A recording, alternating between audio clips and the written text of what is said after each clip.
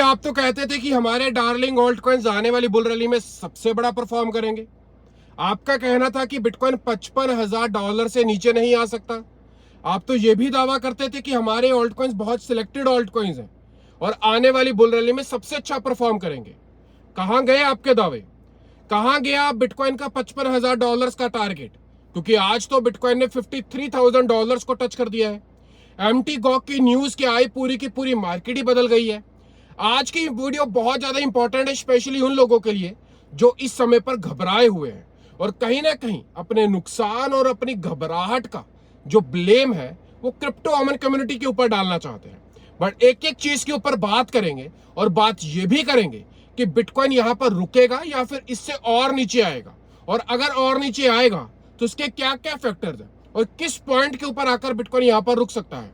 नमस्कार, मेरा नाम है अमन और आप देख रहे हैं चैनल क्रिप्टो अमन। चैनल को सब्सक्राइब करके नोटिफिकेशन बेल को मेक श्योर ऑन कर लीजिएगा। सबसे पहले बात करते हैं कि मार्केट में इतना बड़ा फंड आया क्यों। दोस्तों, इस समय पर एमटी गॉक की तरफ से 5 जुलाई 2024 यानी कि आज अपने बिटकॉइन की रीपेमेंट्स लोगों को स्टार्ट कर दी है। आज पहली बार पिछले 5 सालों में एमटी गॉक के वॉलेट से पहली ट्रांजैक्शन 47,200 अराउंड 29 बिटकॉइंस की पहली बार हुई है। जैसे ही ये न्यूज आती है और ब्लॉकचेन के ऊपर ये ट्रांजैक्शन ट्रैक होती है, लोग इमीडिएट बिटकॉइन को सेल करना स्टार्ट कर देते हैं और बिटकॉइन तो जैसे तैसे $53,000 के आसपास आता है, बट ऑल्ट कॉइन्स बहुत तेजी से गिरना स्टार्ट करते हैं। पॉइंट नंबर 2, अभी ये फंड कंट्रोल नहीं होता और 30 मिनट पहले एक न्यूज और आती है कि यहां पर अराउंड 1500 बिटकॉइंस के आसपास एमटी गॉक की तरफ से बिट बैंक एक्सचेंज के ऊपर ट्रांसफर किए गए। एक न्यूज और आई है जो कि थॉमस नाम के ट्विटर हैंडल ने डाली है कि एमटी गॉक ने फिर से 2700 बिटकॉइंस के आसपास ट्रांसफर किए हैं। और अगर मैं कुल एक अप्रॉक्स अमाउंट बात करूं तो 50,000 के आसपास बिटकॉइंस यहां पर एमटी गॉक की तरफ से ट्रांसफर किए गए हैं।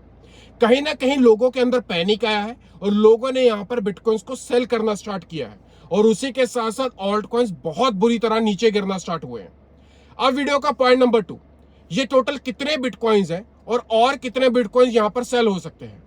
एमटी गॉक के पास अप्रॉक्स 1,43,000 बिटकॉइंस हैं, जिसमें से अप्रॉक्स 50,000 बिटकॉइंस और बिटकॉइन कैश यहां पर लोगों को ट्रांसफर कर दिए गए हैं और अभी भी कुछ बिटकॉइंस बाकी हैं और ये कुछ बिटकॉइंस बहुत बड़ी अमाउंट है। अराउंड 95,000 बिटकॉइंस अभी भी एमटी गॉक के पास पड़े हुए हैं, जो कि यहां पर वो भी अगर ट्रांसफर होते हैं तो बिटकॉइन का प्राइस यहां पर भी नहीं रुकेगा और कुछ आर्टिकल्स के मुताबिक बिटकॉइन का प्राइस 48,000 या फिर उससे भी नीचे आ सकता है अगर एमटी गॉक यहां पर बचे हुए बिटकॉइंस को लोगों को वापस करता है।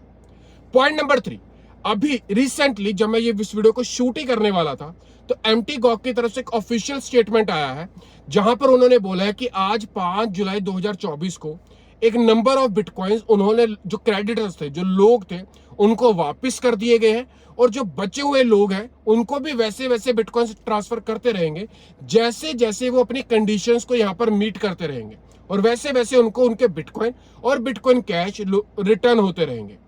अगर ये चीज होती है तो अभी हाल फिलहाल बिटकॉइन का डंप रुकने का नाम नहीं लेगा जब तक ये बिटकॉइंस ट्रांसफर होते रहेंगे, या फिर एक पॉइंट के ऊपर आकर न्यूज आनी चाहिए कि अब बिटकॉइंस के ट्रांसफर के ऊपर यहां पर रोक लग गई है या फिर पूरे ट्रांसफर हो गए हैं। उसके बाद मार्केट में एक यू कर्व दिख सकता है जिसके बाद मार्केट रिकवरी पकड़ सकती है। अब बात उस टॉपिक के ऊपर करते हैं जिस टॉपिक से मैंने इस वीडियो को शुरुआत की थी और बहुत सारे लोग ट्विटर, टेलीग्राम, अलग अलग प्लेटफॉर्म्स के ऊपर सवाल पूछ रहे हैं कि अमन भाई आपकी डार्लिंग ऑल्ट कॉइन्स की लिस्ट का क्या हुआ। सबसे पहले इसका सवाल, डार्लिंग ऑल्ट कॉइन्स की लिस्ट को एक साइड पर रखते हैं। आप ये बताएं कि मार्केट में कौन सा ऐसा ऑल्ट कॉइन है जो इस समय पर पंप हो रहा है या फिर परफॉर्म कर रहा है। शायद ओंडो और टन के अलावा मार्केट में कुछ भी नहीं चल रहा। क्यों? क्योंकि एमटी गॉक की इस न्यूज ने पूरी की पूरी मार्केट को नेगेटिव इंपैक्ट किया है। अब ये किया क्यों है? अगर मैं पिछले लगभग 6 से लेकर 5-6 सालों से लेकर बात करूं तो एमटी गॉक की हमेशा न्यूज आती थी कि अब एमटी गॉक लोगों के रिफंड करने वाला है, बट फिर उस न्यूज को पोस्टपोन कर दिया जाता था। जब वो डेटा आती थी फिर उसको पोस्टपोन कर दिया जाता था। इस वजह से एक बहुत बड़ा वर्ग इस बार भी यही सोचकर बैठा हुआ था कि इस न्यूज को पोस्टपोन किया जाएगा। वहीं पर कुछ वर्ग इस चीज को मान रहा था कि इस बार रीपेमेंट्स होंगी, जिसकी वजह से बिटकॉइन थोड़ा थोड़ा धीरे धीरे गिर रहा था।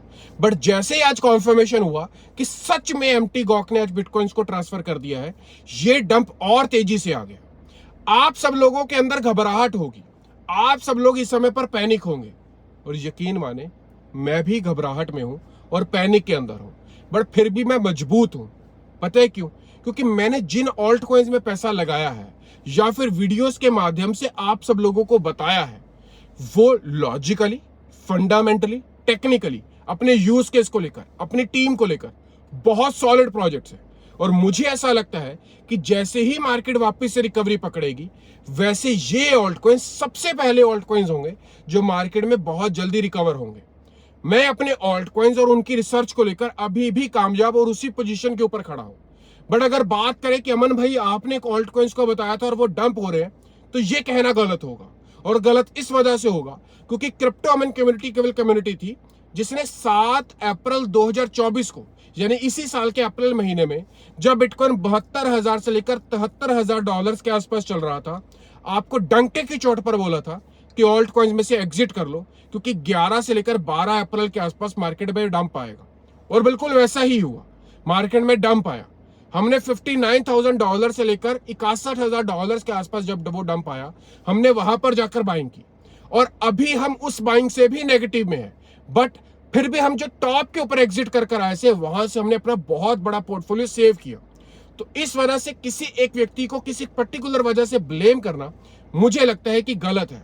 हाँ, नो डाउट हम शायद मार्केट को समझने में या फिर एमटी गॉक की इस न्यूज से क्या इंपैक्ट आएगा अगर ये सच में हकीकत हुई, उसको समझने में थोड़ा सा चूक गए। बट फिर भी हमने अपनी पोजीशंस को बहुत ज्यादा सेव किया। अब जिन पोजीशंस के ऊपर हमने एंट्री ली, वहां से भी हम नेगेटिव के अंदर चल रहे हैं। बट मैं मानता हूं कि मार्केट रिकवर होते ही हम बहुत जल्दी अपने पोर्टफोलियो को रिकवर कर पाएंगे। अब बात आती है कि मार्केट रिकवर कब होगी अमन भाई, क्योंकि आप तो कहते थे कि 55,000 से नीचे नहीं आ सकता। जी हाँ, ये 55,000 से नीचे नहीं आ सकता था, बट अगर एमटी गॉक की न्यूज ना आती। एमटी गॉक की न्यूज बिल्कुल वैसी ही न्यूज है कि हम सब लोग क्रिप्टो या फिर स्टॉक मार्केट के अंदर काम कर रहे हैं और पता चलता है कि कोविड आ गया और आज इंडिया में एकदम से लॉकडाउन लगा दिया गया। अब इस न्यूज का किसी को पता था कि मोदी जी आएंगे और लॉकडाउन लगा देंगे? नहीं पता था, और एक इंपैक्ट मार्केट में दिखा। एमटी गॉक एकदम से आएगा और 5 जुलाई को रिफंड कर देगा? नहीं पता था, और इसी वजह से हमें आज लॉस हो रहा है या फिर बिटकॉइन इतना नीचे गिरता हुआ दिखाई दे रहा है। इस तरह की सडन न्यूज किसी को भी नहीं पता होती। इस वजह से अगर आप मार्केट में लंबे समय के लिए विजन के साथ स्ट्रांगली काम करना चाहते हैं, तो इस समय पर आपको और मजबूत होना होगा। अंत में एक बात मैं बोलूंगा, जिस बात से आप लोगों को चिढ़ मच जाती है, वो है कि अगर आपके पास पैसे हैं तो इस समय पर एंट्री लेनी चाहिए, क्योंकि ये गोल्डन अपॉर्चुनिटीज हमें मिस नहीं करनी चाहिए। हालांकि गोल्डन अपॉर्चुनिटीज हमेशा लगती हैं, बट इस समय पर जितना बड़ा डंप आया है, आई डू बिलीव कि हम बहुत आसपास हैं बॉटम के। हाँ, अगर 1 लाख के आसपास जो बचे हुए और बिटकॉइंस हैं वो भी मार्केट में आते हैं, तो बिटकॉइन अराउंड 48 के आसपास आ सकता है, बट फिर भी हम एक सॉलिड पोजीशन के अंदर है। पॉइंट नंबर 2, अगर आपके पास पैसा दोबारा लगाने के लिए नहीं है तो कोई बात नहीं, आप अभी के पोजीशंस के ऊपर टाइटली होल्ड करें, क्योंकि जैसे ही मार्केट रिकवर होगी हमारा पोर्टफोलियो वापस से पॉजिटिव होना स्टार्ट हो जाएगा। पॉइंट नंबर 3, नेगेटिव सोचने से कुछ भी नहीं मिलेगा, बट अगर हम पॉजिटिव सोचेंगे, मार्केट में क्या क्या हो रहा है उसे एनालाइज करेंगे, चार्ट्स को स्टडी करेंगे और सोल्यूशन ढूंढेंगे कि मार्केट में आने वाले समय में क्या हो सकता है, तो शायद हम यहां पर केवल पोर्टफोलियो को सेव ही ना करें, हम यहां पर पोर्टफोलियो को मल्टीप्लाई भी कर सकते हैं। तो इस वजह से नेगेटिव सोचना, गलत बोलना किसी भी चीज का सोल्यूशन नहीं है। अगेन, जैसा कि मैं हर वीडियो में बोलता हूं कि मैं कोई फाइनेंशियल एडवाइजर नहीं हूं, और आज भी बोलूंगा और हमेशा बोलता हूं कि जब भी हम कुछ बताते हैं आप अपनी रिसर्च करें, तभी किसी चीज में बाय करें। और डार्लिंग ऑल्ट कॉइन्स को दोष देना मुझे लगता है कि अपने आप में सबसे बड़ी मूर्खता होगी। क्यों? क्योंकि डार्लिंग ऑल्ट कॉइन्स के अलावा पूरी की पूरी ऑल्ट कॉइन दूसरी मार्केट भी तो गिर रखी है, और इस चीज का इंपैक्ट उन प्रोजेक्ट्स की टेक्नोलॉजी टीम वो काम कर रहे हैं या फिर मार्केट कैप नहीं है। कारण है एमटी गॉक की ये पैनिक वाली न्यूज, और पता था कि जब भी आएगी मार्केट में तबाही लेकर आएगी, और वैसा ही हुआ। इस समय पर ब्लैक रॉक, इस समय पर बिटवाइज और भी जितनी ETF कंपनीज है वो कंटिन्यूसली बाइंग बनाएंगी।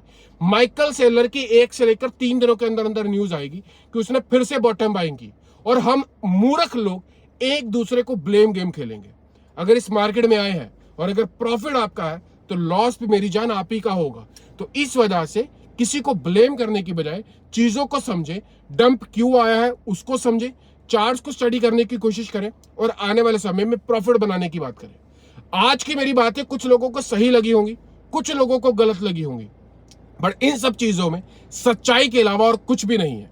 मैं मजबूत हूं एंड आई डू बिलीव कि आने वाले दिनों में हम वापस से रिकवर होंगे। और ये आने वाले दिन आई डू बिलीव कि अगस्त मिड से लेकर अक्टूबर मिड के बीच में वापस से मार्केट ऊपर की ओर स्टार्ट होगी। अब देखना होगा कि मार्केट किस तरीके से प्ले आउट करती है। बट आपको क्या लगता है कि मार्केट का नेक्स्ट बिटकॉइन टारगेट क्या होगा? प्लीज मुझे एक बार कमेंट बॉक्स में बताइएगा। मिलता हूँ अगले वीडियो में, तब तक छोटे भाई को दीजिएगा इजाजत। Bye bye.